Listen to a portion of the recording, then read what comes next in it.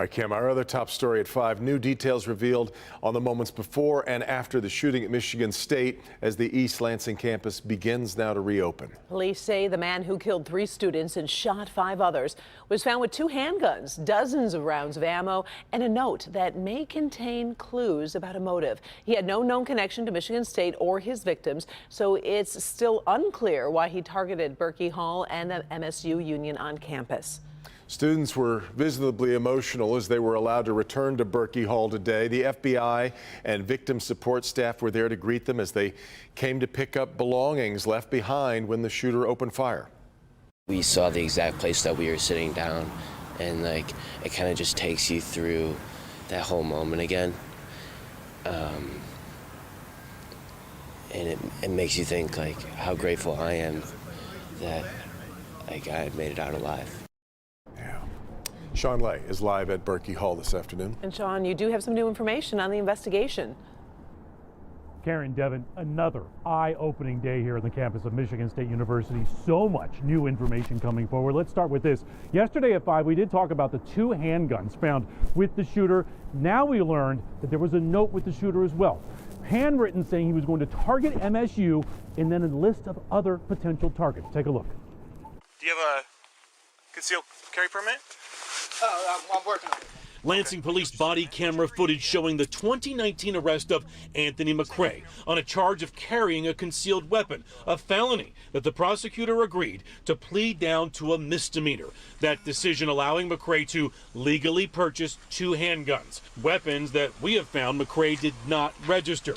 With MSU's campus reeling after 8 students were shot Monday night, MSP was directed to a man walking 3 miles off of campus. It was McCray. He said nothing to police as he took his own life. He had 2 handguns on him at that time. Those handguns are both 9mm. He also had additional magazines and ammunition on his person. 2 weapons McCray would not have been able to buy if convicted of a felony gun charge from this arrest back in 2019.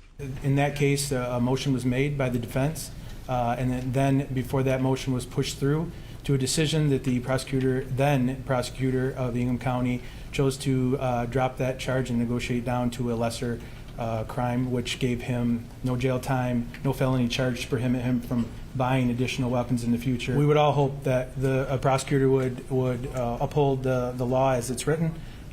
There's always room for some type of discrepancy or discretion.